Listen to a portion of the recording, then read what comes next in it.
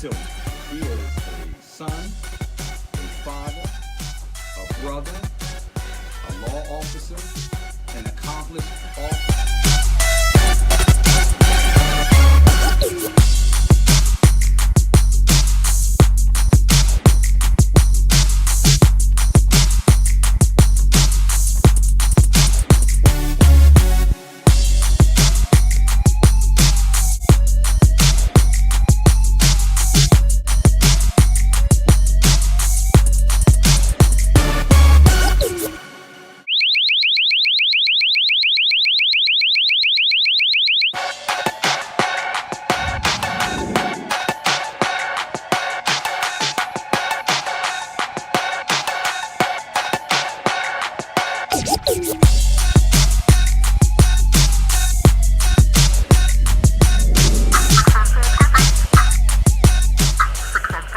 And 4 over and out.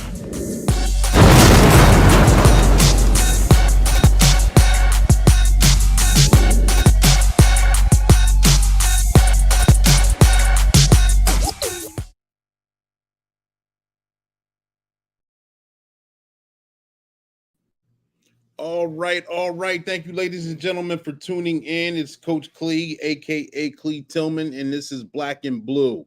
Um, as of right now, I know the guest that you guys are waiting for, Bert Walker. He had something going on, so we'll give him a little while to see if he comes on or not. I hope everything's all right with him. I know he said he had something else that popped up, so we may need to reschedule. However, we're going to continue on with the show, and we're going to fly off the cuff with this. This is going to kind of be the intro that the show should have had back when the show actually officially got started. But, ladies and gentlemen, this is Black and Blue. This is a transition from the lab. Those of you that have watched the lab with Coach Clee, this is a transition from that. So you remember the days of your motivational speaker, your empowerment coach, your author, and your favorite baker's favorite baker, Coach Clee, coming at you. Well, a transition where we actually highlighted individuals in the law enforcement arena, whether they were wanting to be intro level, rookie level, seasoned officer, or retirees, to give their reviews and perspectives, because law enforcement in America is very important. However, law enforcement has been changing and is been changing, and it actually at the ground roots of a lot of issues going on in society right now. Okay, this show gives a viewpoint from those perspectives and the perspectives of the people on the outside looking in. Quite 2 years ago, was the spawn and thought of the idea of the show. Many of you may know, just like in the intro, that's me standing in front of the Capitol during the riot / protest for I forget how many hours it was. It was a hot day. It was a long day. And that was a very monumental and life-changing moment, at least for me in my career. And during that time, I'm a second generation police officer, wanted to be one since I could, as far back as I can remember, to about the age of 4. And what? Oh, he might be here. He might be here. Let me see. Back when I wanted to be to the age of 4,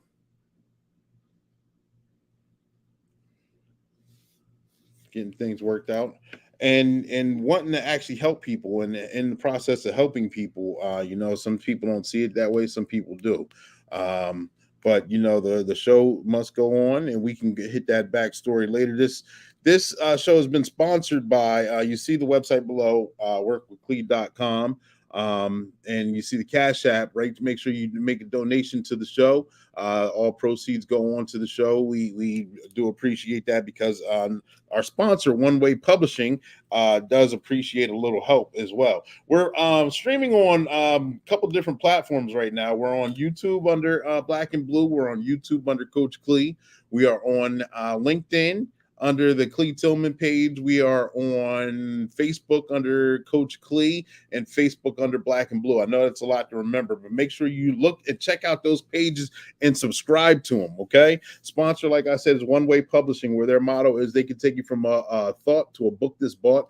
You see a couple books behind me that were published by One Way Publishing. One in particular, Cornell Buys His First Pair of Sneakers, written by Marion Small. It's a children's book. Make sure you guys check that out. And another book that's been sponsored, highlighted for this month and last month, is #Grudge, right here. And that was done here. I'll show you a little video actually in the process for that. One Way Publishing. And May was Mental Health Awareness Month, and we're going to continue in June. Check this out.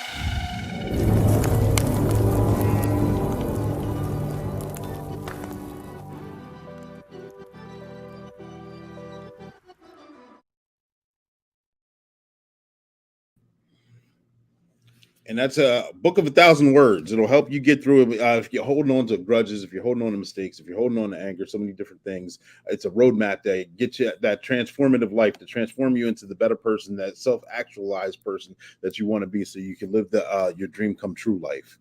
All right. Make sure you guys check that out. That is on the website that's scrolling below. And if you see me out and about and you want to get your copy, let me know. I may have some on hand. You can get it signed directly from the author itself. Again, that's sponsored by One Way Publishing.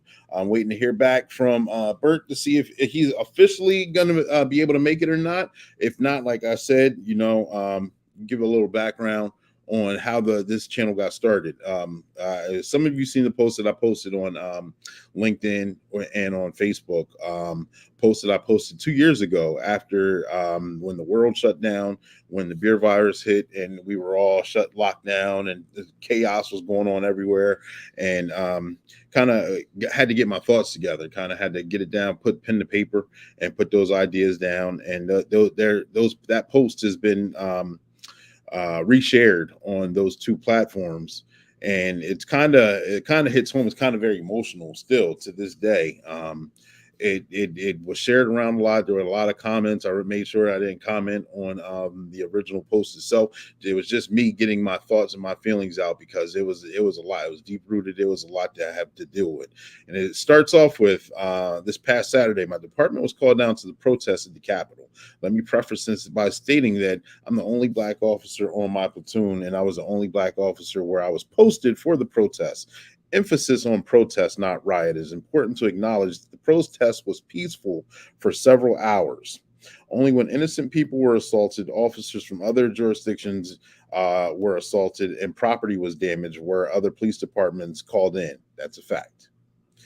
That being said, the words Uncle Tom, sellout, disgrace, bitch, nigger, puppet, and the list goes on. Those were some of the names that some of the Black protesters called me. I was lectured, I was ridiculed, I was condemned for my choice of occupation. I had a glass jar full of relish thrown at me, which I blocked with the riot shield. because of my choice of occupation. I was often questioned being the only black person on the wrong side. I never joined this profession to hurt people or watch them get hurt either. However, I don't take those things personally or lightly. I understand the pain and the frustration that people are going through in this country, and I understand the distrust. I understand the outcry for justice and equality. Okay, and that's just half of the paragraph. I mean, if you want to see the rest, make sure you guys check it out. It's on LinkedIn. It's on Black and Blue page as well. And that's kind of the start on where the transition of Black and Blue from where it went from the lab till it went to this, because it gives a nice insightful viewpoint on what's going on, the backstory with black officers or just police officers here in the United States of America. All right, I'm gonna put a pause on that because I think we got some things worked out here. I'm gonna give an intro because I think I have him backstage now. Ladies and gentlemen, boys and girls, thank you guys for tuning in and bearing with me. I hope I didn't bore you, but I do think we had a good time, and it was important. Right now, I got a special gentleman backstage. I met him not too long ago. Let me see if I can put this picture up. At the time, I didn't even know that we had the same. There we go, or had the same profession. Look at that. Look at that. On a boat fishing trip down in South Carolina, or no, North Carolina, with my uncle is where I first met him. His name is Bert Walker. He's a husband. He's a father. He's a training officer of 22 years. He's a former vet, a Marine of 5 years, even though Army leads the way. Huh? Ladies and gentlemen, I'm going to bring him to the stage now. See if I can get this going. There we go. Bert, are you there? Can you hear us? Oh, let me. There you go. You're unmute your mic. Quickly. Yeah, good evening. How's it going? Pretty good. Pretty good. I'm sorry about my background. I'm here at Duke Hospital, and the only way I could do without a mask is sit outside. I got you. I know you got a bunch of things going on right now, and I let everyone know that you have some things going on. So I'm sorry. I appreciate you making time and the opportunity to join in with us tonight. And I appreciate you. I appreciate meeting you at the time when we were on the boat. I didn't know exactly what your occupation was until we actually came off the boat and my uncle formally introduced us. Right. Yeah. Right. So other than me, I'm sorry. Go ahead. I said that was pretty cool finding out. I'm sitting next to you, 5-6 hours and didn't even know. Yeah, like that. We're sitting here taking selfies and trying to catch fish. And most of the fish that we caught had to be thrown back because they were little baby spud things. Yeah. It was a good trip though. Yeah, it was. Had a lot of fun. So other than being, I know you're a Marine, and like I said, Army leads the way, and I see you got that cowboy hat on too. So you just hitting you with a double whammy. But all jokes aside, can you tell us a little bit about yourself? Yes, sir. So I was in the Marine Corps 5 years, like you said. I'm a little bit of an old man. I went in the Marine Corps late. I got out at 30, came in law enforcement at 30. Mm-hmm. I had a little rough background. Spent some time in the backseat of police cars. Okay. Up around D.C., got in some trouble in Atlanta. I went to Morehouse for a while, failed out of Morehouse because I drank a little too much and did a bunch of stupid things. But I did a lot of stuff that I shouldn't have been doing all while my sister was a police officer in Prince George's County in Maryland. Okay. And so I was kind of a little bit of an embarrassment to the family. At one point, I joined the Marine Corps to change my life around, and I said, what can I do here when I get back to the States? And I finished my degree at North Carolina Central in Durham. And one of my professors, I was trying to go back to D.C. and be a cop. He's like, man, you should just stay here in Durham or Raleigh. And that's what I did. I went to the Raleigh Academy in 2000. And went through there, worked in Raleigh for 3 years, left Raleigh and went to the agency that I told you I'm at now. It's just south of Raleigh. It's called Garner, North Carolina. And I've been there for 19 years. Okay. And I've done a little bit of everything: patrol, school resource officer, investigations, and now the training side of the house. Right. I dabbled in a little bit of those things that you said as well. Yes, so being how let's kind of start from the grassroots. How did the Marines change your life? So I think my father was pretty strict, but you know how you are with your parents. You're like, he don't know what he's saying, crazy. then I saw a bunch of people that are like him, and then they showed me a direction, a structure. I didn't have any structure. Wasn't making no money, so it wasn't like I was there for the money. But I saw that I could actually do things, and people would actually congratulate me for doing it. You know, I had 3-4 jobs at the time. I was working construction and sporting goods store and delivering furniture. So I just went to work, and nobody said thank you except when you got paid, and I got paid very little. Right. So the Marine Corps made me accountable for what I didn't do, and then pat me on my back for what I did do. So I started learning a little bit about leadership, and that anybody, if you put them in the right setting and start focusing, they can lead the way. Army dogs, Navy dogs, I don't care what you are, they can lead the way if you get put in there and you put your heart and mind on the people you're leading first, then you. Gotcha. So that's pretty much what I learned. Okay.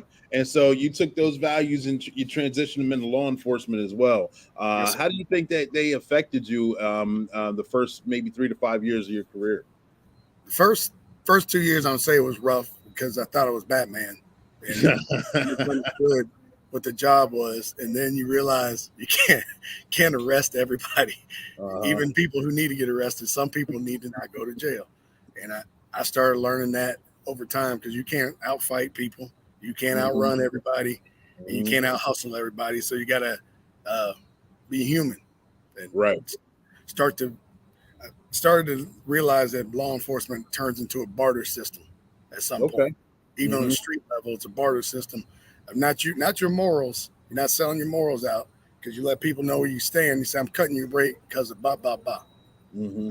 I ain't going to mess with you because of blah, blah, blah. You're explaining where you stand, but you're showing that you have an idea and knowledge and mercy. That's what it is, mercy. You're showing people, well, I ain't going to take you to jail because of this. I ain't going to write you a ticket because of this. And I started learning, does a $300 parking ticket or speeding ticket fix the problem, or does a talk fix the problem? You know, I come up on you and you got a child seat that's broken in your car, and I'm writing a ticket for you ain't writing your baby in the seat. How am I helping? I just took money out your pocket, or your window's busted or something. I'm taking money out your pocket instead of saying, hey man, this is a dude I know. Maybe he'll go by and cut your brake. I'm gonna put this on the warning ticket, not a citation, but a warning ticket. Say, go get your stuff fixed, and then you bring it back and whatever. But you start talking to people because you realize people have needs. That's the biggest thing. People have needs, even if they're doing the street hustle. They still got needs. You gotta understand why they're doing that street hustle more than it's illegal. Right. I'm not saying that you should let. I'm not saying you should let somebody sell heroin or something like that. But I gotta understand. Why is he selling heroin? Because he probably can't get no job. And then we got to look at things differently. And obviously, I can't always cut you loose on that level of drug. But you got people, Glee, you've been in the job longer now. How much little high school weed did you charge people with the first year you were in? The first year I was in, that was the max. Yeah, write the tickets. After about 2-3 years, I was like, man, throw that out, stop that out. And then like these new officers come out and they're like, you stopping the weed? I was like, yeah. That's a little high school weed over there. And what am I really gonna prove by citing this dude with a half ounce, 2 ounces, even 2 ounces of weed? It's a felony in North Carolina, but we can still work that out, right? You have to charge and arrest in North Carolina over an ounce. But let's be real. I'm not saying that you should go smoke weed, but let's be real. We got people drinking and driving and they get misdemeanors. And I'm gonna put you away on a felony on some weed. So I rationalize it court side. When I get in court, I sit there and talk to the DAs and say, look, he was cool the whole time I had him. Yes, he had a felony amount, so by law I have to arrest him. But I don't agree with him being punished by sitting here like being on supervised probation because it takes money out of his pocket. Right. The man has a job or she has a job and she want to take time off and pee in a cup. And so when people start to rationalize our society, how does everything work? How does economics work? And I think you and I, how old are you, Clee? I'm 53. I'm 40. I'll be 44 next week. So you're in my generation, and I always think of BDP and about my philosophy. And KRS-One talking about what runs America, cocaine business controls America. And I know it's not flat out true, but it has its truths. Uh-huh. I grew up with that knowledge. My father's a Morehouse man that grew me up with African knowledge, African American knowledge, and African knowledge. Mm-hmm. Just I went out and looked at it myself, and being a military brat and being in the military, I wasn't going to shun any color. I wasn't going to sit there and just because you're white, I'm not going to make you a demon. Just because you Hispanic don't make you illegal. Just because you're Asian don't mean you work at a laundromat. Right. You judge people on the character. Right. And the problem is I started learning in this job, not so much in the Marine Corps, but in this job, I started noticing on both sides of the coin, people that we serve and police officers had biases, and they were painful biases. And the problem is you have a white officer trying to do the right thing, but he's always demonized because this white officer did this. I mean, the George Floyd incident didn't help because then every white male officer becomes Chauvin, which is not true. You know it, and I know it. I've been in the job long enough that I know a bunch of guys that all they want to do is help people. All they want to do is come in and do what's right. Do the right thing. And I think what I have learned holistically in this job in 22 years is I have to set the stage for justice for everybody when I can give it there. If I can set the stage for everybody to come out okay, I do. If I can't, then you gotta go to jail. But I'm gonna talk to you right. If I gotta get stupid with you, I'm gonna get stupid with you. And we all go back and forth. But if I gotta, as long as we're trying to do it right, and I put you in there and say, look, man, I'm gonna talk to the magistrate, I'm gonna talk to the DA, because some things happen that you and I both have been a part of where you had to arrest somebody. And you realize they got to pay bond to get out, court costs to go to court. If they got a job, they got to burn vacation. You got to burn nowadays $7,000 to a gallon of gas. So you go to court today, you paying $20 to get in parking, but you just burned up $15 of gas to get there. And then you burn vacation time. So look what you're doing to people holistically. When you're doing stuff. So I'm not going to be gun shy about arresting you, but I'm going to sell that to you before you make it that I got to. Say, look, you don't want to be in jail because this is what's going to happen. Boom, boom, boom, boom.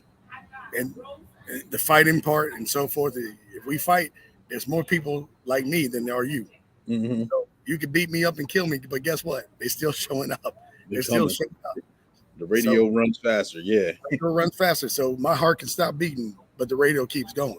And that's what people need to understand. And it's on both sides of the coin to get the understanding. And I'm not quite sure how policing is up north.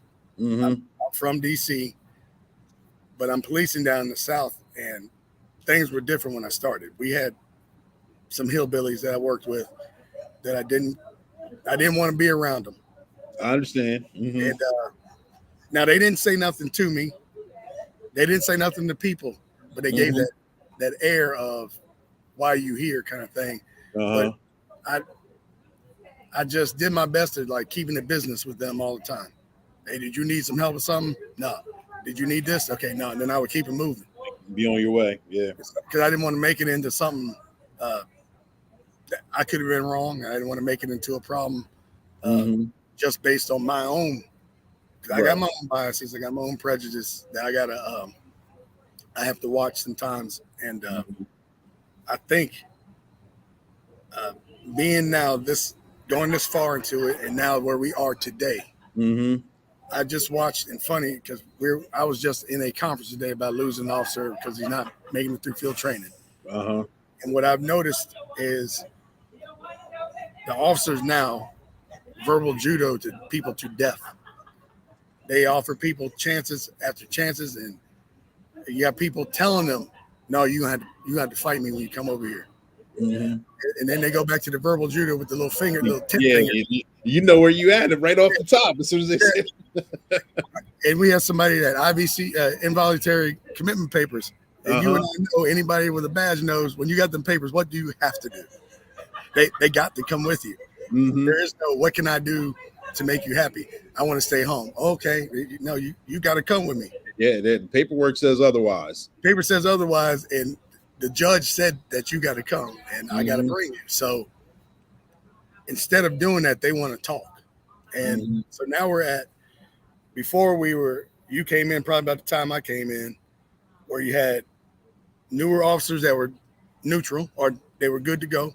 Then you had the old school dudes that were heavy-handed, that they would slap anybody in the mouth because they didn't do what they said. And then those guys kind of trickled out of the system. Yeah. But they had an influence on your supervisors and mine. So you had some supervisors were still heavy-handed. And then you had some supervisors that were on the witch hunt. Mm-hmm. And now you have supervisors that I see, they're trying not to do anything. They're trying to do this. And it's crazy because just like any business, there's going to be things you don't want to do, but you have to do, and you got to accept it. And I think I've accepted it. I don't always like it because I don't always like our laws, right? But I can't change them. And that's why I try to be as lenient to the people beforehand that I can. Yeah. You know, so you try to talk to them. You know, you're in a domestic situation. I don't know what Pennsylvania's laws are, but our domestic situation. I'm sorry. I'm pretty sure they're pretty standard. Maybe a couple of differences here and there, but yeah, I'm pretty marks, sure. You have to go to jail. Any marks on somebody, and those marks could be initiated by the female side of the house, but we generally are going to arrest the male. Predominantly. And unless you take your time and actually talk it out and see what actually happened.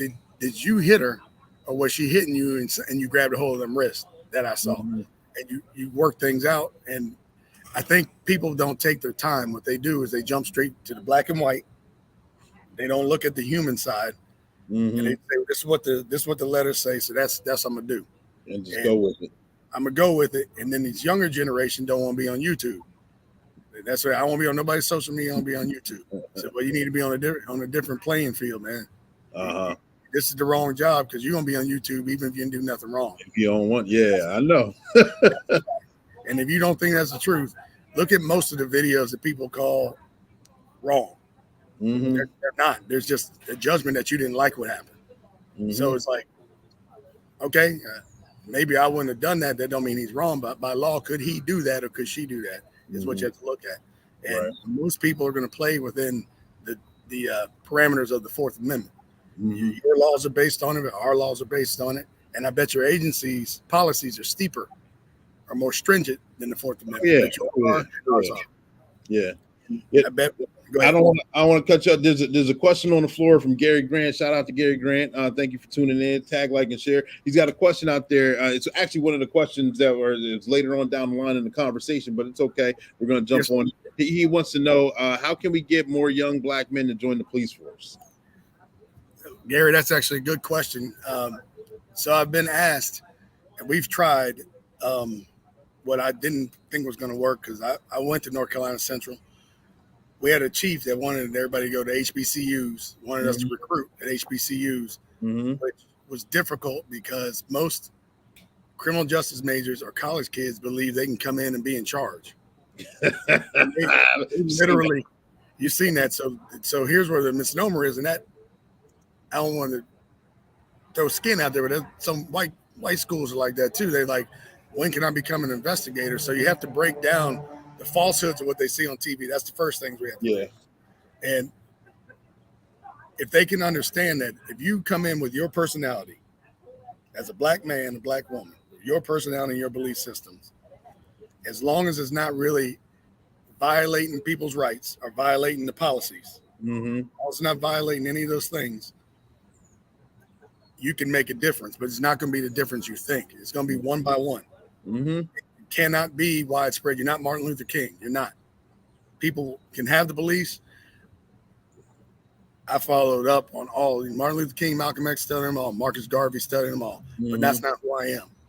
When I go to a call, all I am is a badge to somebody. Badge to somebody. And I have to prove to them I'm a human wearing a uniform that understands their plight. So you have to explain to people during recruiting, that's what you have to do. You have to be, it's more than transparent. You actually put your heart out there when you talk to people and give them your business, your personal business, and talking about how you love this and you love that and showing them what it is. So when we recruit them, you have to first tell them the truth that no, you're not going to be in charge when you first start. 2, you can make the plan to be in a situation where you can make more decisions, where you're a lieutenant, you're a captain or a chief. And Clee, you know, and everybody knows, and you're in administrative positions, you can start making policy changes. I can't do that. I'm a senior police officer. All I can do is follow policy and go, I don't like this when they go, well, give me a solution. But if the chief comes in and changes it, that's how things work. Right. They work their way up, just like in a corporation. If you don't like how a corporation's working, you work your way up the ladder and try to change it from within. If you believe in the mission, you have to believe in the mission. And first of all, the mission. What is the mission when you go to recruit? The mission is to bring about peace, best you can, best you can. That may be just a talk, and you have to sell that to them. And the hard part, I believe, when I've talked to any African American interested that doesn't come to law enforcement, they don't like the fact that they're going to go call to call, and they can't just be sitting somewhere to go make a change. Oh yeah. I said, you are making a change because the problem with policing today is young cops don't do what you and I did, Clee, is walk a beat. That's where the change makes the difference. They don't show you that in the academy, that you go park your car somewhere in the neighborhood and you walk and talk to people. Hey, how you doing today? And that's not a class. There is no class on get out of your car and talk to people. They want that's you to humanity. Yeah. That's humanity. So you make a change in the community one by one as you make contacts, but I can't make 1,000 contacts in a day based on my radio. Exactly. Because if it's based on the radio, I'm in Walmart arresting somebody who stole some T-shirts and underwear. How much love and passion is going to be seen there? Not much. But when you're not on that call, stop worrying about running radar. Stop worrying about everything else. Go to the apartment complex and be a human being and talk to them. Get out, have fun, and throw the ball and talk. Right. You see kids shooting, get out the car, go shoot with them. And that's where the change is made. And that's not what you see on TV. You're not going to see that on TV. You're not. And it happens every day, believe it or not. Those are in our profession. We know it happens all the time. We do it all the time. But actually, you don't see it on TV. You see the bad stuff that's going on, which is, of course, drama sells. But we go in our department. We go in schools. We stop out neighborhoods. We stop out at bus stops. We stop out, and we're involved, and that's normal. And we know kids by first name basis. We know that where they live. We know their parents' name. That's normal. Yes, and I think I don't know how the platform. Getting back to what Mr. Grant was his name, right? Gary Grant. Gary Grant. Mr. Grant. Getting back to Mr. Grant's question. Overall, I believe one, you have to go in and tell them the truth of what the job is, and ask them what they believe the job is, and then you're gonna have to tell them, say, man, this is what it is. When you show up, this is really what you're going to be allowed to do. And the only way you're going to make a difference is you're going to sacrifice your free time. When you were eating, you should finish eating, get out the car and go talk to somebody. Sit in a restaurant and talk to them. Don't sit in there and want some free coffee. Go and talk to somebody.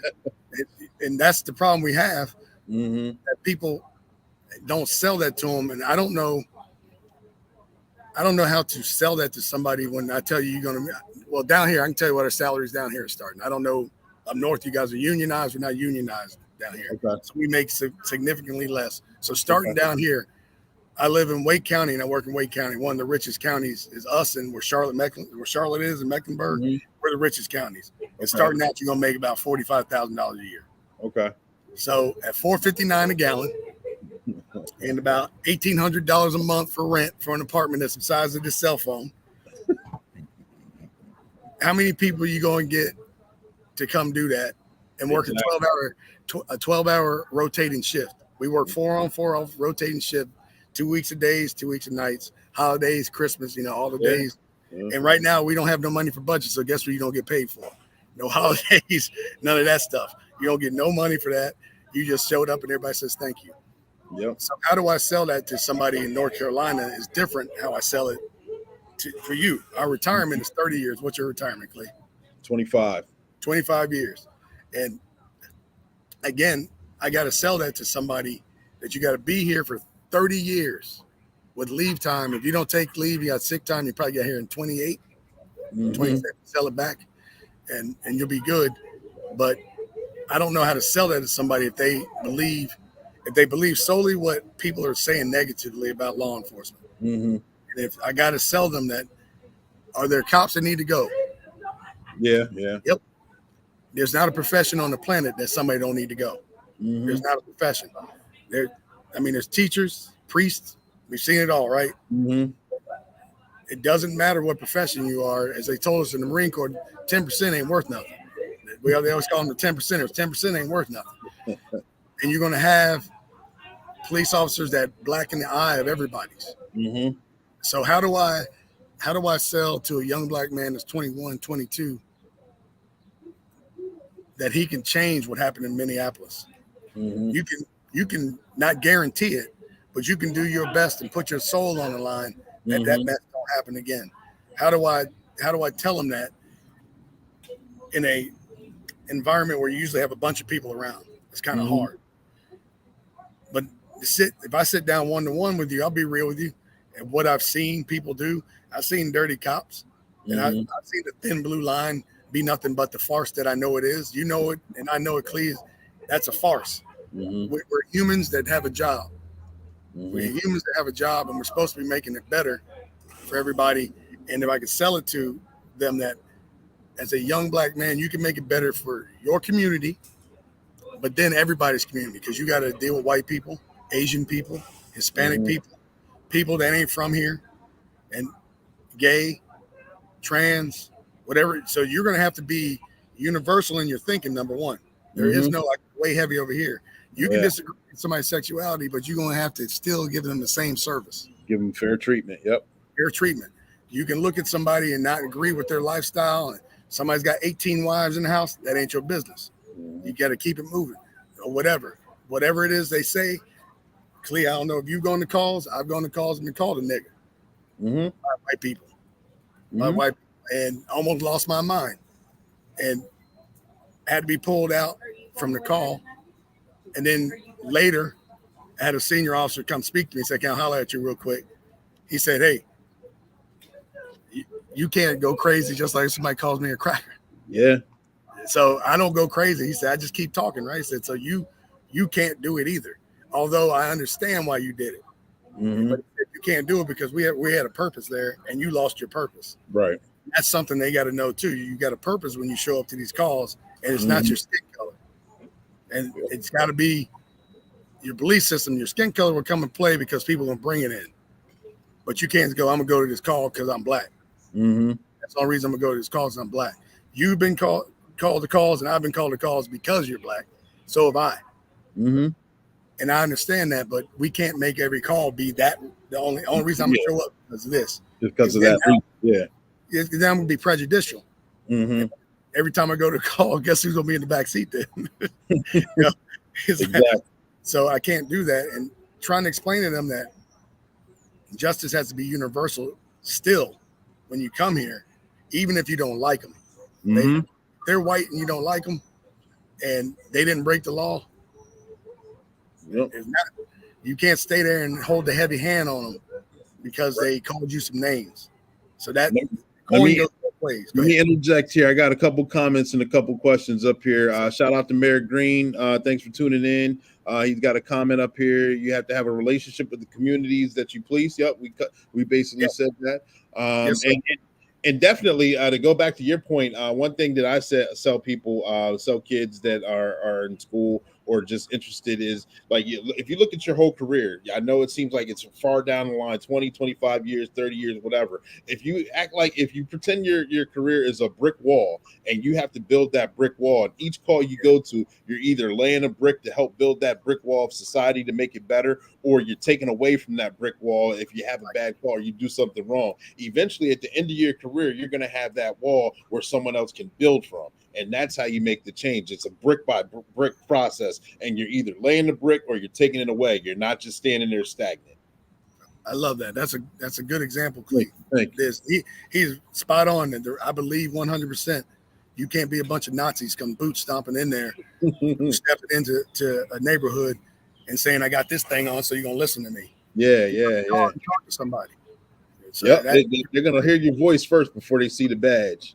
And Gary, What happened to the PAL policing PAL? PAL, at least in this area, PAL's still around and available. We have volunteer. We have not only PAL, we have Bigs and Blue. There's a lot of agencies out there where you can volunteer to deal with kids, or you can just do stuff on your own. So that's still around. It may not be that well known or that popular, but that's going on pretty heavy. We have PAL as well, and it's going on in all our schools as well. Yep. And Gary has another question up here. Should police departments Should police departments pay black men more than white officers to get more black men on the force? It's a good question. I don't agree with that. I don't agree with it either. I think you got to be fair across the board. I know signing bonuses and hazard pay is going on for all police officers throughout the country. Not all, but I know that's starting to become the thing for a lot of departments. I think that may be a fair question. I will give out a group. I don't think that's a fair thing to do. I will give you this too, though, Mr. Grant. I will say this: we pay a Spanish bonus. Do you guys pay a language bonus for being fluent? They got to take a test. Fluency in Spanish. Obviously, people who speak Spanish, I speak Spanish. Okay. So people who speak Spanish can be in different nationalities, but primarily they'll be of the Hispanic culture. And yes, they'll make more money because of that, but you can also go study it, come back and test for it and get paid for it. Okay.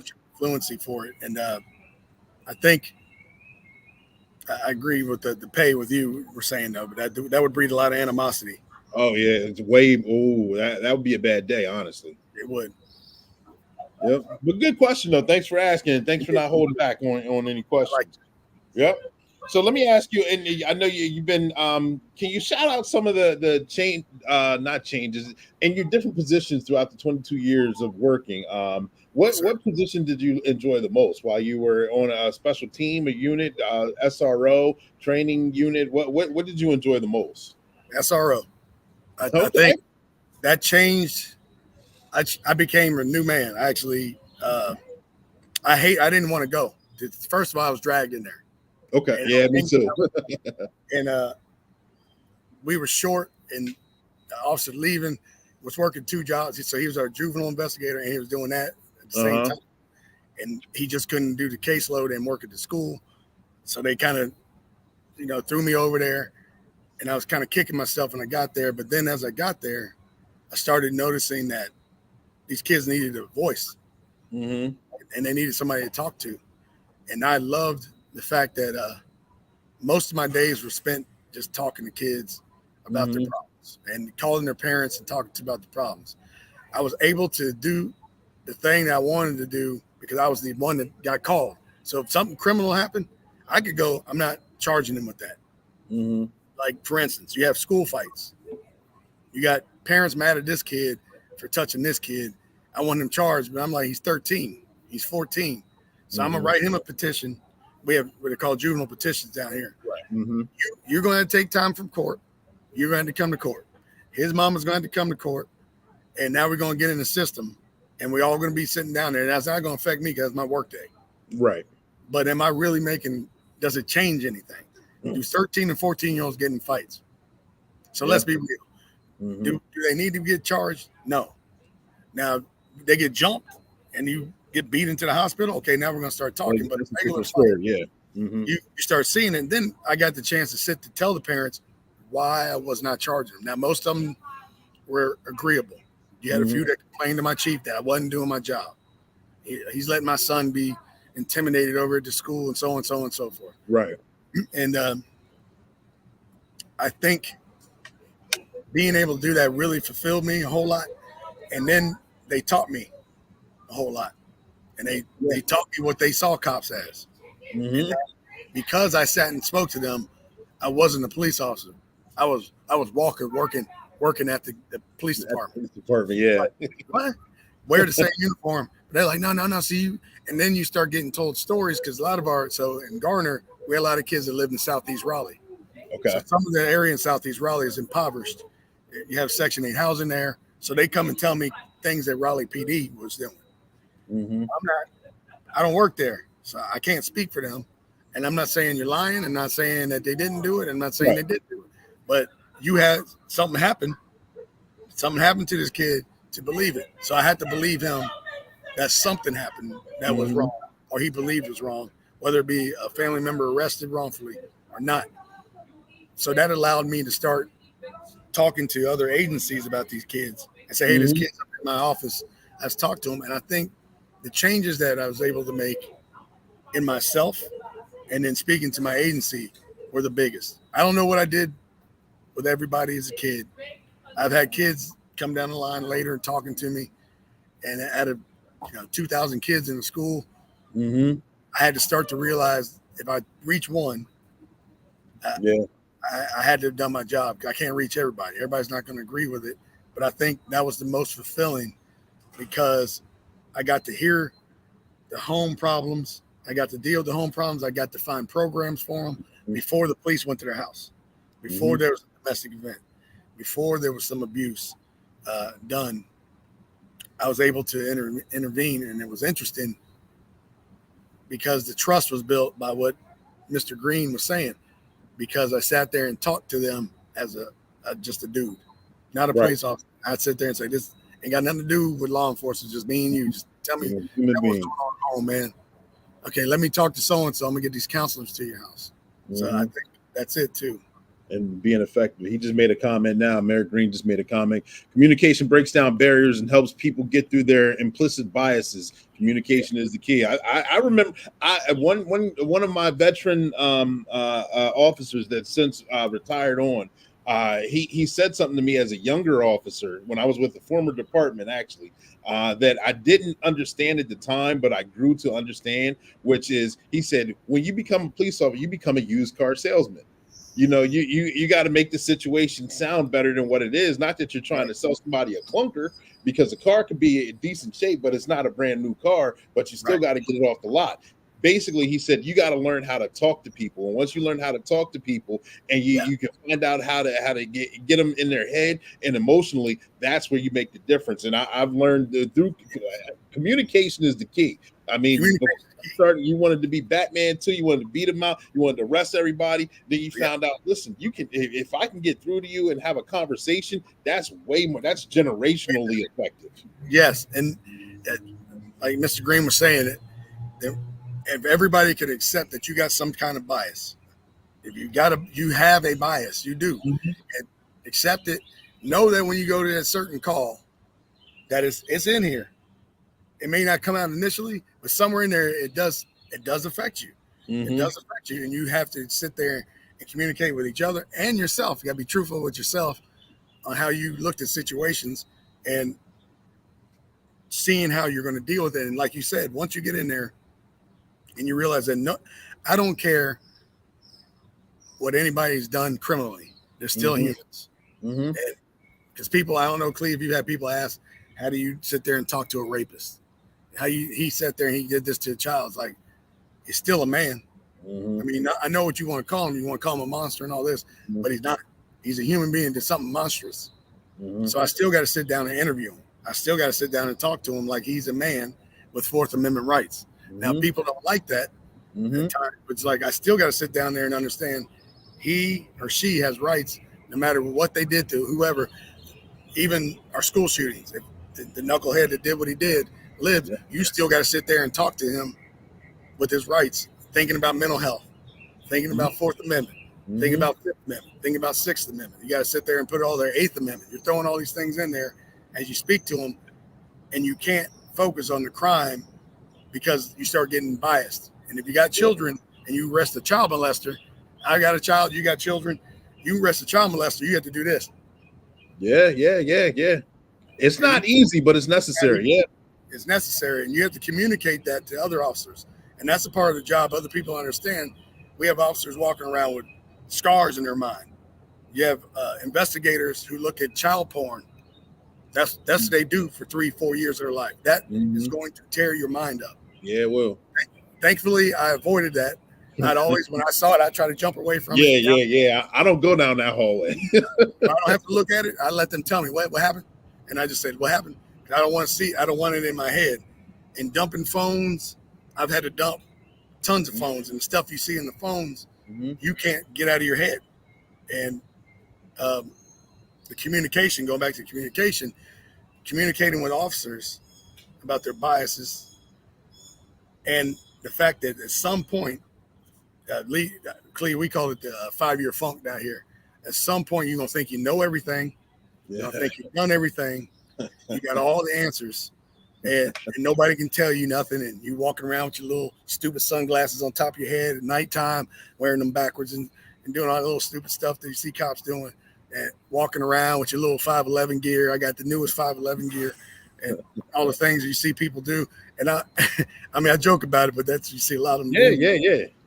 And that's great that you fell in that, but you got to communicate that first of all, you don't know everything. You're not God, so there's still stuff you need to learn. You know a lot. You probably know a lot. You've probably seen a lot, depending on where you've worked.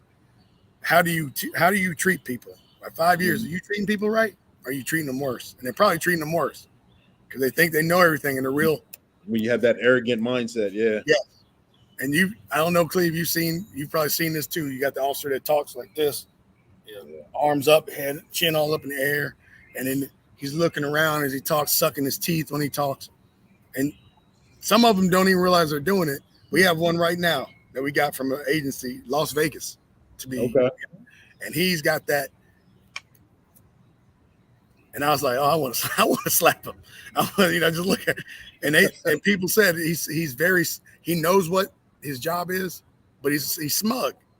He's smug. So one of the guys that's here told him, said, "This is North Carolina, man.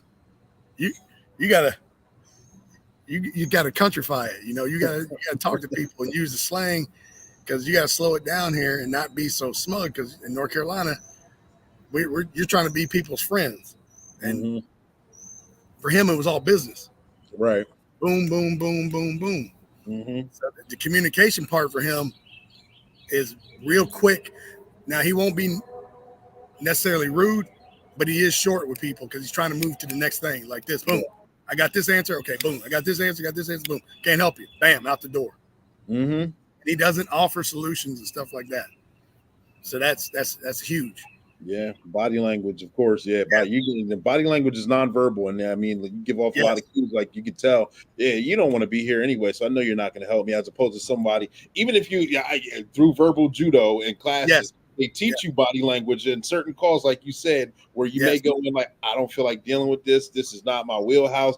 But you learn to talk and talk more expressively and open your body. Like, how can I help you today? And even if you're doing those things, they're like, okay, well, let me tell you this. They'll tell you a little more, and you're able to get through it while you can help them through that situation as well.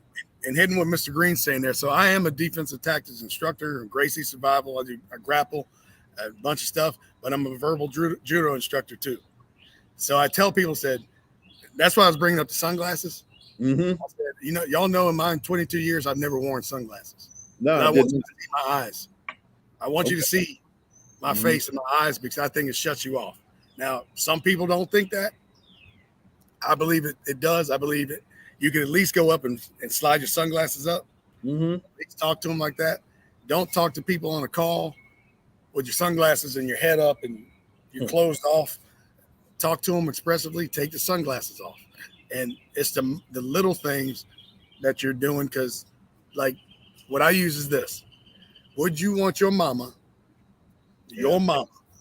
talking to you as a police officer somewhere else? Your behavior, would you want your mama to stop by him, or she got her house broke into, or something happened? Would you want the behavior you just showed by another man or another female officer at your mama's house? Right. And that's how you dictate stuff. So I'm one to believe. I want to make sure I walked up to him and treat like I would treat my grandmama, not just my mama, but my grandmama, and show them that respect. Yep. And Gary put up, life as a police officer seems like you're a constant social worker. I agree. I tell people all the time that we're a referee, we're a judge, we are a counselor. So many occupations are funneled into our profession, where sometimes you just go to a call where people just want to be heard. Yes. And they just want to tell their side of the story from birth till this point, and the other person wants to tell their side of the story from their grandparents, their whole lineage up until this point. And realistically, as long or ridiculous as you think it is, once you hear them out, they're like, Okay, thank you for listening to me. I think you understand me. That's all I really needed. That's correct. And you're correct. The vast majority of policing is that you show up to people's houses and they're talking about the neighbor blew leaves in my yard. Yeah. And you're going, yeah. Okay. And they hate each other. And then you become the referee. Well, let me go talk to Mr. Smith about his leaves. Mr. Smith cussing you out because you're knocking on his door. He's trying to watch the game. And you're like, well, I just came over here, sir, to speak to you because Miss Jones said that you blew leaves in the yard. And then he's telling you stories of this and that, how long I lived there. I've been in this house for 56 years. And that's what it is. You are working on these things. You do the social worker. You do CIT work. So you're in there doing CIT work, which do you guys have a mobile critical crisis teams? Yep. We have a co-responder that rides along with us during the day shift.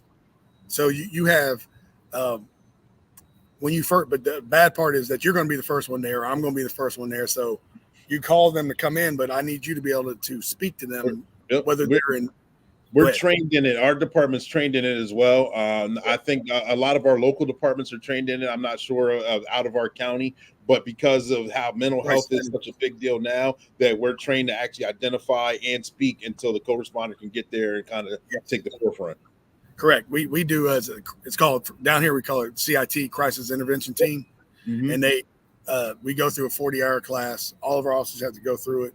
They don't do it as much as they do in the academies as they did, but once they come out, we put them. You go to the advanced 40-hour class. If you want to go to crisis negotiation and add that, we send you to.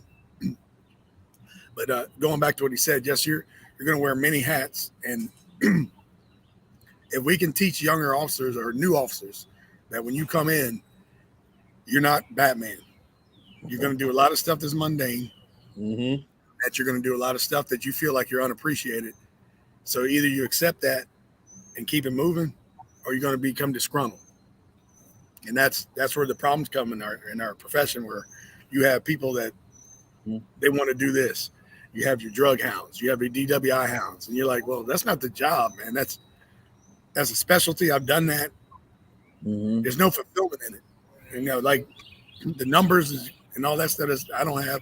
And Clee, I'm sure for you, having numbers like that, showing people I've done this and done that, and this is on the news, it doesn't matter to me. And I think our younger officers are getting into this whole heroin thing. I want to get some trafficking heroin things. Like, did you help a heroin addict out today? Yeah. Okay. Just saying that most people on heroin don't want to be on it. But I'm just saying, I don't know anybody that's on heroin that wants to be. That enjoys the long term. Yeah. Right. And I told them, I said, communicate with them. And I don't know what you did.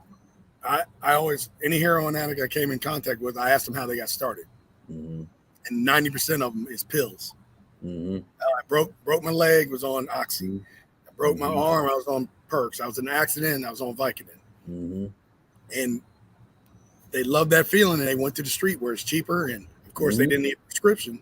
And I granted they're grown people, and people go, well, screw them.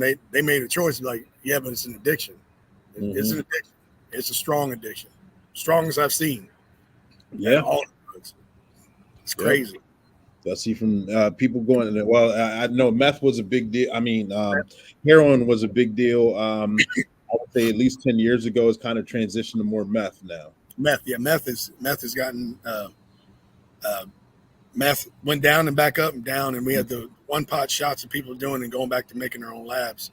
But Do you think there should be standards that should be the same across all police forces? Right now, there's no federal state standards for all to follow. With this level, the playing field when it comes to policing? Good question. Yeah. So I think the standards should be, sir. The problem is our laws are different all across the country. Each state has their own little card game they're playing. And North Carolina don't want to play Virginia's card game. Virginia don't want to play Tennessee's card game. And all these politicians they dictate what our policies become, because our policies become laws based on the state laws. And I'm not sure what your state laws would be like for us for you can get like 9 or 10 DWIs down here before they finally say, okay, we're not going to give you a license no more. Some states have a 3-strike rule, and they're like, you can't get a license ever again. But down here, you're driving all over the place. Like, well, I ain't hit nobody, so they can do that kind of stuff here. Where the laws in different states are going to be different, just as an example. And we do need. I can tell you this. I think the one thing I think we need a standard on is understanding how to respond to resistance, how to use force better with these. So at some point, you're going to have to use these. And we have to teach people how to do it smoother, better, and more technical.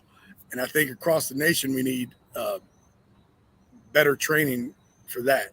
And that's all Fourth Amendment things. So that will be covered. The hard standard is the hiring processes, how we treat, how you do stuff. Do you guys carry Narcan, for example? So we carry Narcan, and some people don't carry Narcan. Some people won't allow them to.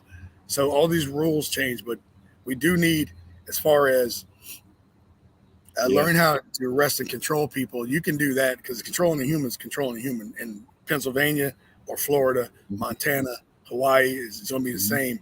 And when you learn how the human body works and how to control it better, and how you work in tandem to control them better, you can do things a lot more placidly than we do now. You can boom, be done, boom, they're down, cuffed, and then they're up, and then we're moving. As opposed to now, yes, some people do it well, some people don't know how to do it, and it turns into this, or it turns into a taser, or it turns into a baton, because they don't know how to use. And Clee, you know as well as I know, the stuff in the academy was good in the academy because it was static training with a cooperative person on a mat. Didn't want. It was your buddy. It was your buddy who didn't want to be there either. So when you go to advanced training for defensive tactics, those are officers that want to learn how to do things better. Where it comes in, where I just give you the platform. It doesn't have to be this, but one of the platforms I'll give you is the Gracies. Hitter and Gracie they've jumped in.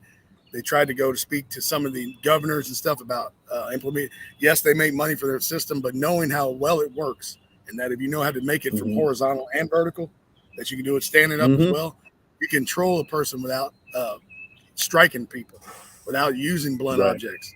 I hate the baton. I hate a baton. I hate it.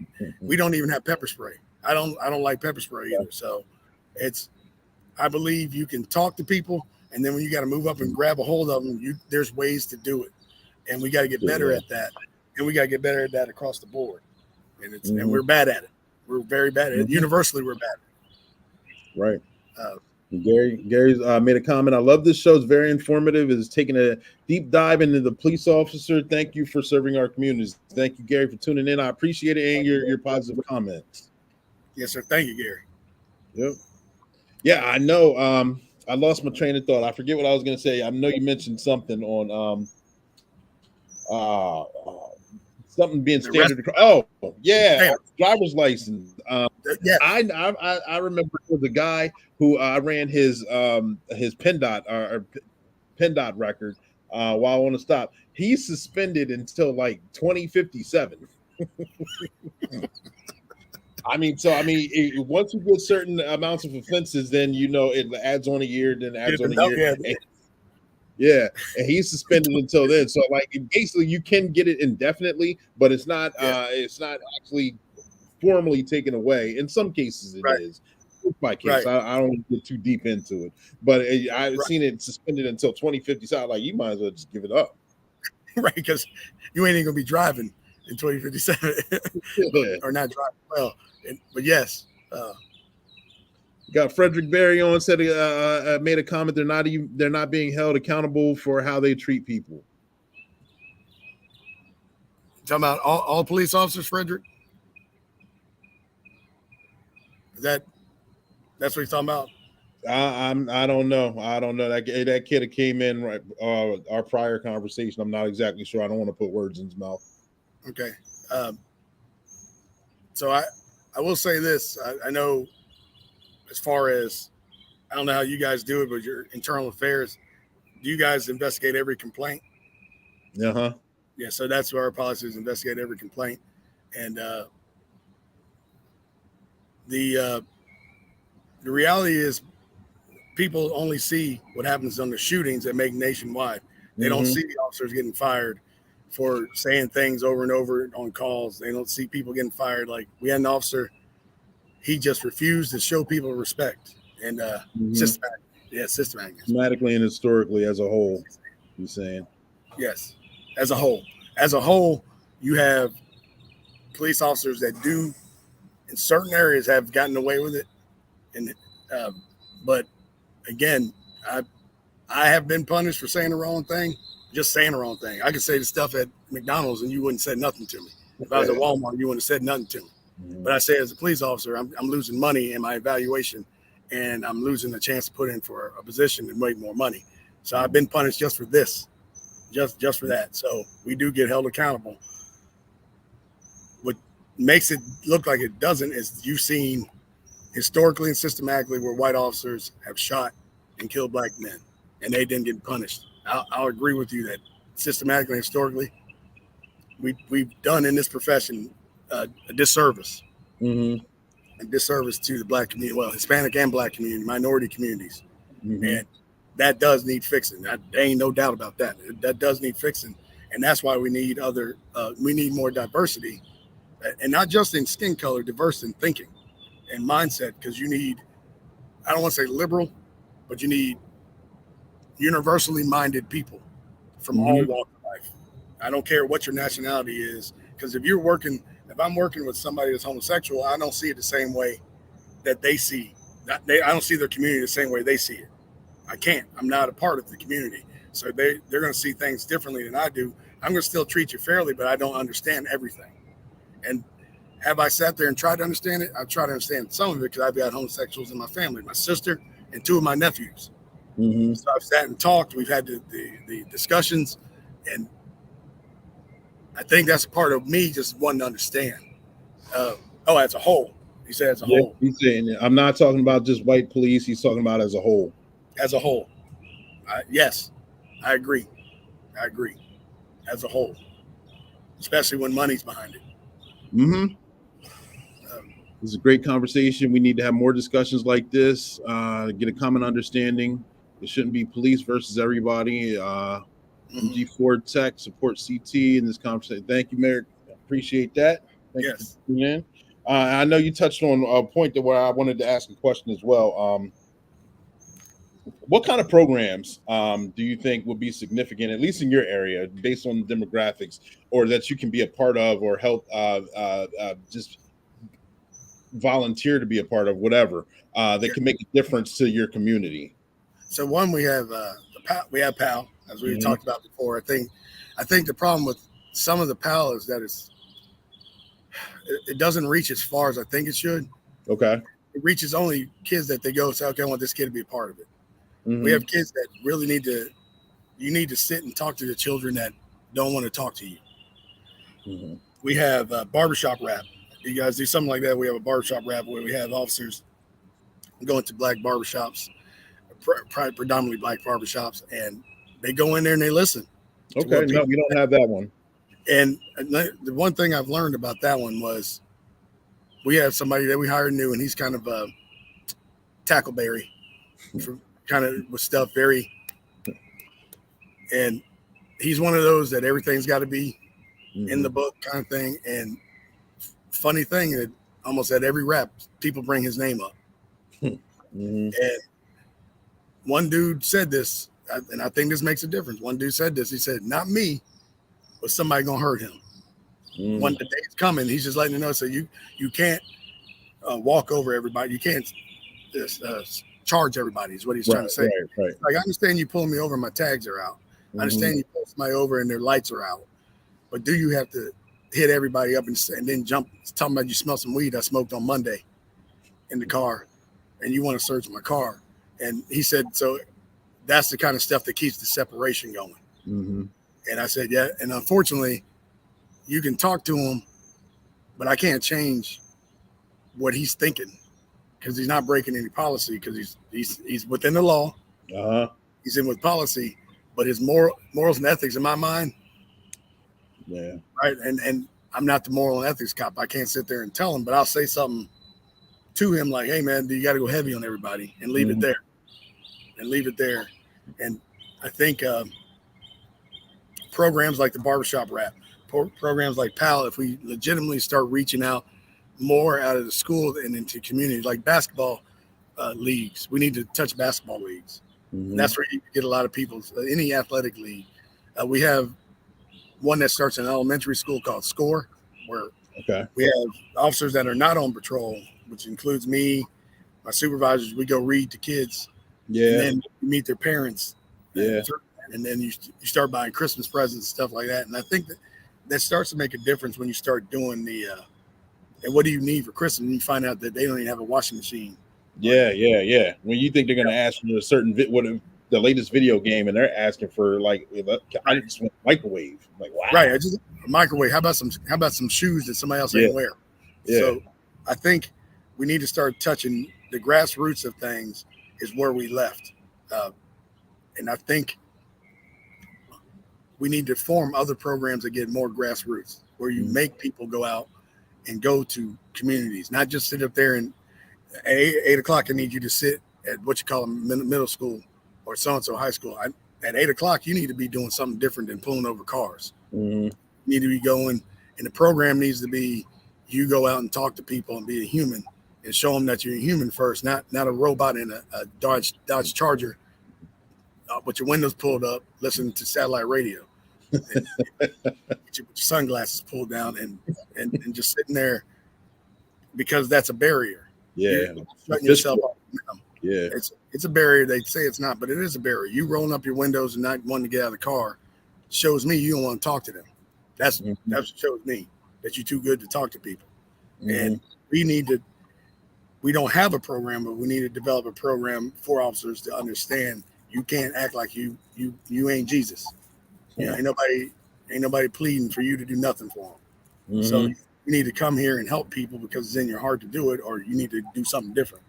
Exactly. Do something different. So that's where it's hard to change it, because as well as I know, some people nod their heads up in this part of it. Just no money put into it and stuff like that, and because they may not have done it either. Right. So I think where we had to touch base, and I don't know if you agree with this, Clee. Do you start at the bottom up or is it top down? Oh man, I mean, I can go. It all depends on the agency itself, but most things, the change starts from the top down for certain programs and for certain things that happen, and not taking a shot at any agency or any person or anything like that, but just for certain things to be in place. Yes, I agree too, and I think we have at our agency, we have a lot of buy-in from our admin. Buy in, they show up to stuff, they do stuff. Now we're too small for you to really get photo ops, so we're not like Raleigh's a big agency. You're gonna end up in the newspaper. You do a photo op here, you're gonna end up on your Facebook page. So share this one with my mama. And that's kind of it. So when they do it, as legitimacy to them showing up. But I think as you get into Philly PD, NYPD, Chicago PD, they have so many people. I don't know where to begin. How do you reach everybody to try to get some kind of holistic mindset of how we need to go about talking to folks and dealing with people differently? How do you do that with NYPD with 35,000 cops? They don't even know. All the employees don't even know each other. Don't even know each other. We got two we hired, never seen each other. Never seen each other. And you're like, man, how's that possible? I'm like, man, I just hung with half the people's here children last week, ate some chicken. And so that's where I don't know how to change. I could see our agency. We have 75 people, which is obviously not a huge agency, but it is a big department. And I'm not sure how big your agency is. Your department's bigger than mine. I would say we're about close to 50. So you can one-to-one people there, but I can't one-to-one people in Raleigh or Durham or Charlotte or Highway Patrol. I can't do it because there's too many of them. So I don't know how to begin on that level. that's where the big problems that the gentleman was talking about, the problems when you get to LAPD, NYPD, and these big agencies in the city, they got cliques, Mm-hmm. and their cliques don't like the other squads either. Mm-hmm. And they drink together, they hang out together, they go bowling together, Mm-hmm. and I don't know how to affect law enforcement in those areas, Right. because it's too big for me to really understand, and that's where people are primarily going to see our issues from those agencies. Mm-hmm. And I think the two we hired, I ain't gonna lie to you, I had prejudice when we hired them. Mm-hmm. I had these like, oh man, we're gonna get him here. One of them, he was full blown Italian. I was like, oh my god, he's gonna come down here. Oh my god! And then he's completely different. What I thought, he's kind of a country boy from New York City. He's from Queens, but he's kind of countrified. And I had my own prejudice that I had to chisel down, and the other guy as well. I was like, okay, I came in here thinking y'all gonna be a bunch of problems, and you're not. They're real laid back, and they love talking to people. Mm-hmm. Change can be implemented. The military does it all the time. It starts from the top at leadership. Some people might have to be removed as the changes move down, trickle down. And I agree with that 100%. There is that, yeah. I agree with that. So let me ask you this question, especially based on the beer virus that's been going on, and the highs and lows of that, and then quarantine, and then the mask and all that, and then everything that's been going on right before, during, and now post all this. If I can say post, because it's still, I guess we're still in the middle of it. Retention and recruitment has been very difficult across the nation. What kind of advice, or what kind of what's your thought process on retaining a lot of the seasoned good officers that are kind of fed up? And you see, at least hiring numbers. I know I can see, at least in this area, what we get hiring numbers, applicants from like 500 to 200 applicants. Now it's down to like 50. 20. Yeah, we had 20. Our last process, we had 20, and we just hired one. So right now, what our chief is focused on is getting officers from other agencies. We're not getting, we call it BLE, basic law enforcement training. Mm-hmm. We're not getting a lot of that done right now because we're trying to put people in. So the retention side, we'll start with that. The retention side, the ones that start getting burned out, and we started seeing people going, man, I'm going to go do this. We did lose some of them. Mm-hmm. We have some that are in the construction industry. One that actually quit on Tuesday. Oh, moved wow. from up around your ways from Philly. Was here 4 years, and he started his new job starts next week in construction. And I asked him, and this is where I needed to know. I asked him, so why are you leaving? He said, this is unfulfilling, and people don't like me anyway, so I might as well go get paid doing something. I can make this overtime. Like, I don't really want to do this, but I can make money, and they got good benefits, and I'm not going to have to worry about shift work and people tell me how racist I am and da-da-da. And I was like, okay. So it helped me try to understand, how do I sell it? Now, how do I end up selling it to somebody? The selling point is going to have to be, we go back to what we said before, the communication and changing. Do you want to make that difference? Do you want to take the time and sacrifice a lot of your time, a lot of your free time, and make a difference? Because you can do it on a call. Mm-hmm. You can do it. But and I know some calls, they don't want you in there. They want you out of the house. I didn't want you in here, man. I had to call y'all because insurance company said so. So get out of my house. You got everything you need. Yeah. Right. I don't know. You can talk. Y'all can talk on the street. So that insurance needed. I need this report number. So get out of my house. Yeah, I got what I needed. Yep. So step. So you can't do it on every call, but you can walk up to people and change. So you're going to have to sell it as a. We go back to. I don't want to say social worker. I want to say.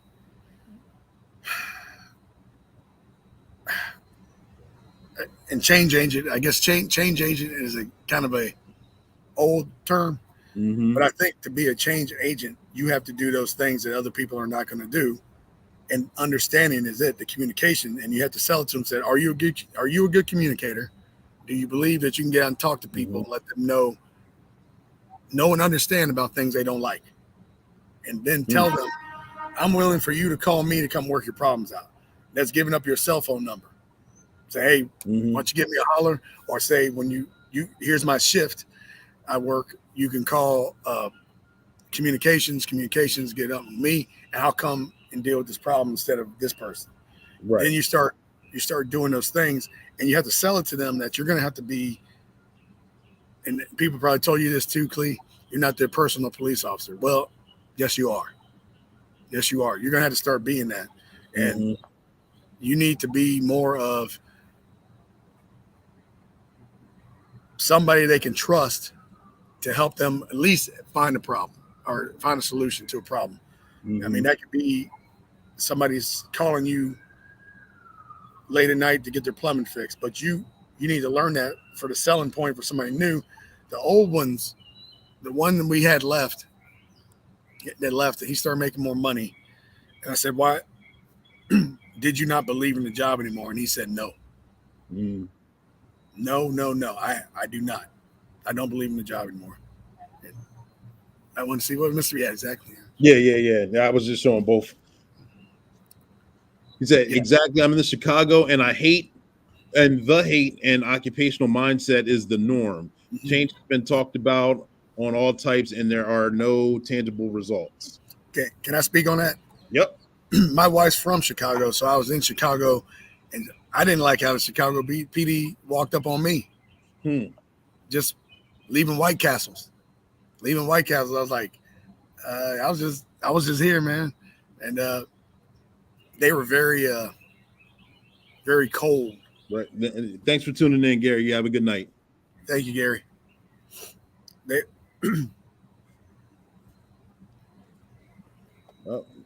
Why would anyone want to be a police officer when there isn't even any trust in the people who do the job now? I mean, that is a strong viewpoint and perspective and opinion. Still, I think it goes back to the individual who actually wants to make a difference, who actually wants to see their community do better.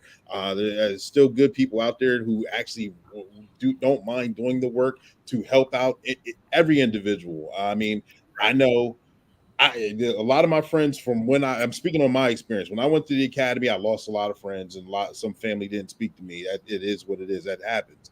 But then I'm almost 20 years in the game now. A lot of those friends, a lot of those family, I'm dealing with them or their parents or their kids, and they're like, I'm glad it's you that's showing up as opposed to somebody I don't know. At least I know that I'm gonna get a fair treatment. I know you're gonna talk to me. I know everything's gonna be handled professionally and appropriately, as opposed to somebody else just going in and just checking off the blocks and going through it, and they're not even gonna look at me as a person. At least I know I can get a hold of you if needed, and I know that you're not just gonna sell me a dream or just lie to me to my face and do what you have to do and then roll out. Yes, I agree with you. I think that's where you have to one-to-one do it, and you have to be that person that's going to sacrifice it. Be out there and be that person and give up yourself and say, hey, if they treated you wrong, holler at me. You know, that's true. He's right about that. In general, there are a million ways to help. My question is, why the police route? Police should be the most beloved, and they're not. That's the way of the world. It is. There is a million ways to help. I mean, that's just one avenue. So many different. I really can't fully answer that question. I just know what I do for me and my heart. Yeah.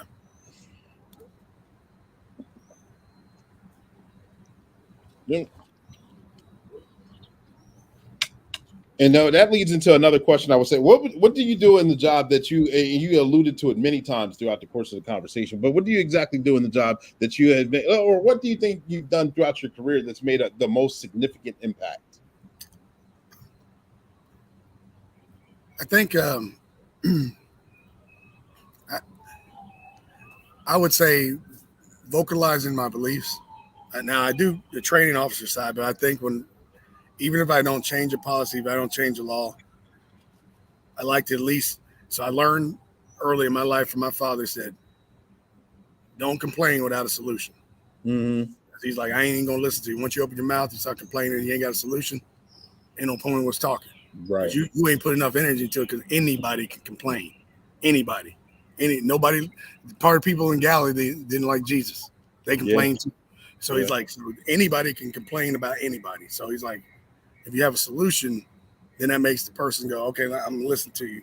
So I would see things, and I think I paid for some of the things I said because I may not have said it correctly to the administrators or to my supervisors, but I think I kept at it, and then I learned how to say, look, maybe we should do this.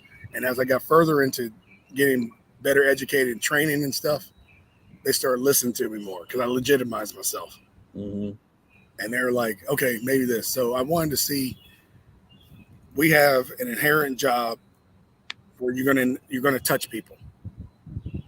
So I wanted to learn how to do it more effectively, less likely for injury, and quickly. The more you tussle with somebody, the more likely somebody's going to get hurt.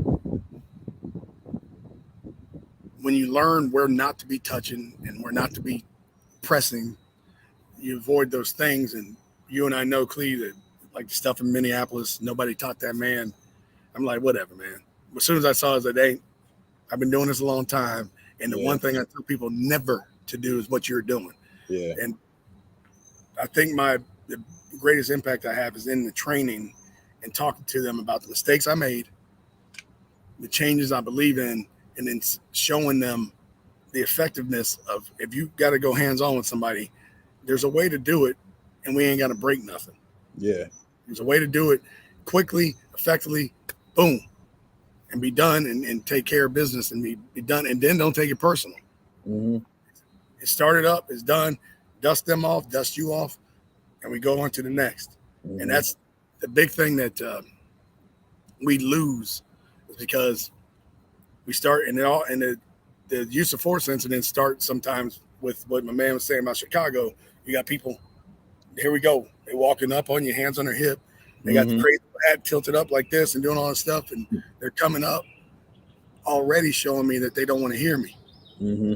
And or they say little cutesy terms as they're walking up, and you're already showing me disrespect when instead of you just come up and listen, and then understanding that certain cultures, the way they talk, they're talking with their hands, they talk loud. That's just the way they talk. They're not trying to hurt you. They're not trying to be aggressive. You need to just sit there, let them cuss. Let them say what they're saying. Let them do what they're doing, and then see if you can come up with a solution. Some things you can solve, some things you can't. Mm-hmm. If you put the badge on, you did it for a reason. I mean, I hope in these days, it can't be because of paycheck. That was back in the 40s and 50s.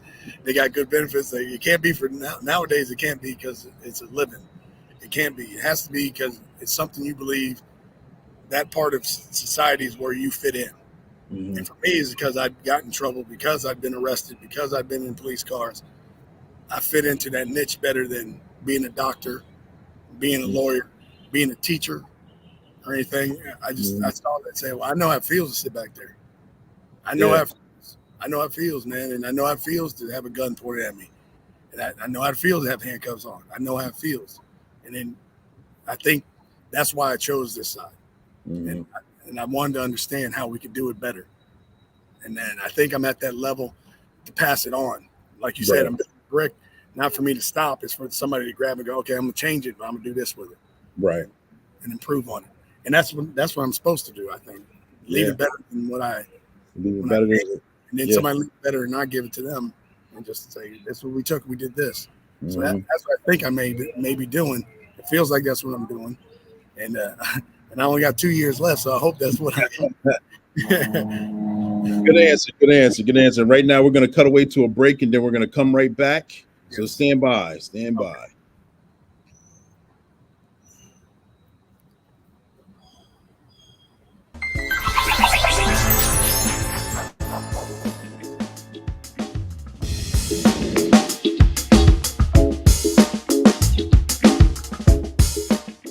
Hi, I'm Sergeant Be Safe, and I'd like to give you some tips to help you be safe.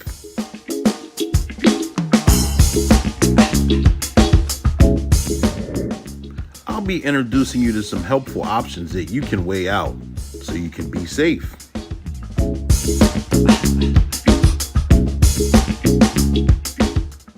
Here's my office. I hope you like it. So let's have a seat and begin. So let's say you're riding along and you get pulled over. Don't be surprised if you see another officer. Just Just an extra set of eyes to keep everyone safe. Always keep your hands at 10 and 2 on the steering wheel. I know it's digital age, but always keep a copy of your driver's license, registration, and proof of insurance. Makes things go quicker, easier, and more efficient. So that way we can quickly get you on your way to have a safe day.